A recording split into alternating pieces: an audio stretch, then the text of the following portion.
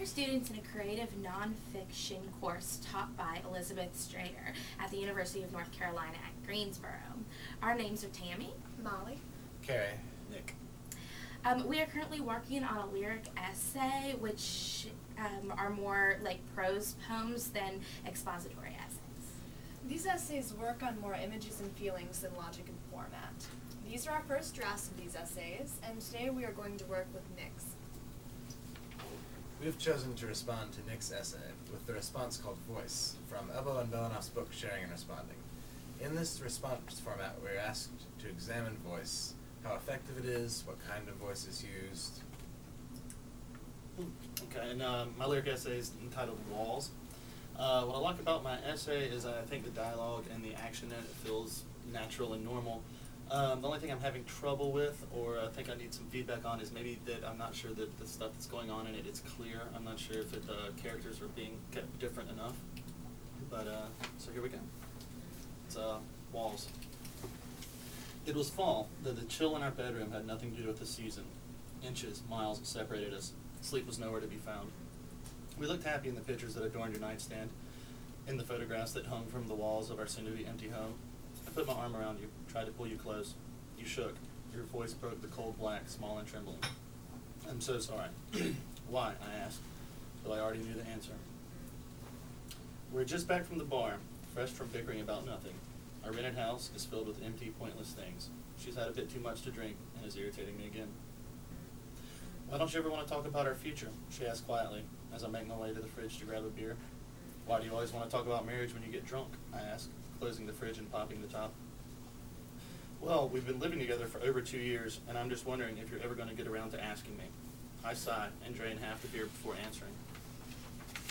Of course I am, but I'm just not trying to rush anything. I've still got to finish up school, and you're still trying to figure out what you're going to do with your job, you know? I'm just not in that big of a hurry. Jesus, it's always something. All you ever do is make excuses.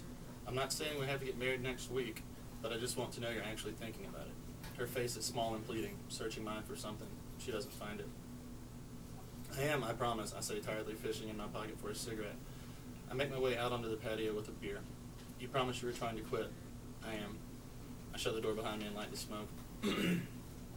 You said I cheated on you. When and with who? The still in my voice actually surprised me. Last week, you don't know him.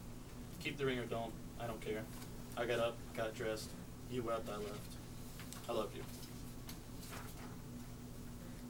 It's cold outside, but I take my time finishing the beer and light another smoke. I hope she'll be in bed before I head back inside so I can be left alone. The stars look fragile tonight. I make my way into the house, and she calls from the bedroom. Come to bed. Soon. I'll be there in a few minutes, I say, while grabbing another beer from the fridge. I try not to notice the pictures we have stuck there. They hang from magnets, shaped like hearts, flowers, and fruit. We look happy. I softly shake my head. Be sure you wash your hands or they'll stink like smoke. I roll my eyes. Of course, dear. I take my time with the beer, as well as with the 4 after it. I stumble to the bathroom, where I brush my teeth and wash my hands slowly and quietly. Smelling of mint, smoke, and lavender, I tiptoe into the bedroom and softly crawl into bed, trying not to wake her. I do anyway. Hey, she says sleepily, rolling over to face me. Hey. Sorry about the night. I just get worried sometimes, you know? I know. I'm sorry too, baby. She turns her back to me and pulls my arm around her, trying to get as close as she can. She says, I love you. First, I really liked your story. It was really nice. It was the perfect mix between being sensitive and masculine, which kind of shows who you are as a person. The language is extremely natural, as if you didn't have to fight to write it on the paper. It just kind of came out, and that expresses the type of person you are. And you can really see how your first relationship affects your relationship with this girl. And I know from previous conversations about this piece that to separate the difference between the two girls, you use the word she and versus the words you, and I thought that was extremely clever to do. You have to sit there and look at it in order to see that difference, but after you realize it's there, it's really interesting. You can also see that your voice is extremely soft, but yet packed full of feeling, so obviously these two girls had an effect on you in some way or another, and you can see that also by the imagery, because, like, I could just picture you sitting there drinking, and she's trying to talk to you, and a guy would see it as nagging in the background, but then you just let it smoke and step outside. And that kind of shows your indifference towards this quote-unquote rebound girl. And at the end, when you say, I'm sorry, that shows your indifference again, because she just kind of says, I love you, and you say, I'm sorry, sweetie. But whether you're really sorry is up for grabs, because you just, again, she seems like your rebound girl.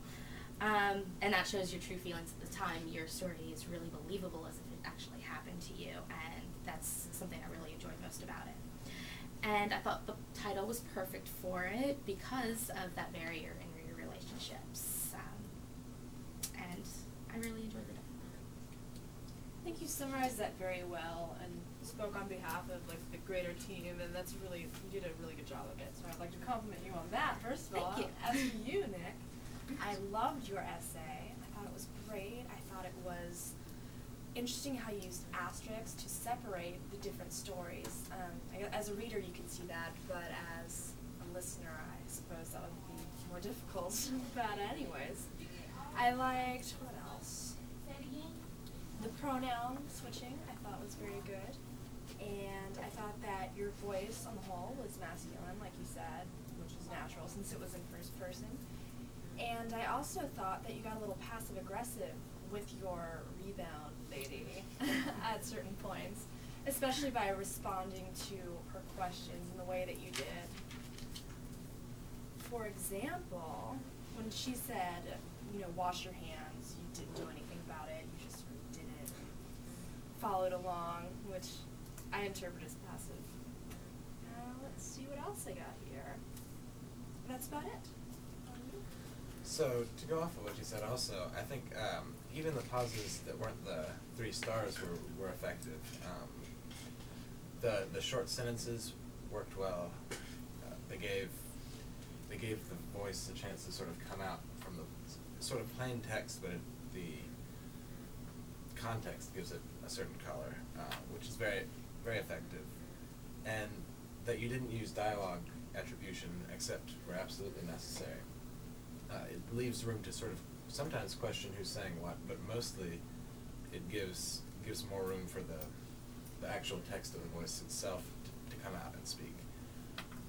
I think your voice is very real sounding. You could really imagine these conversations happening.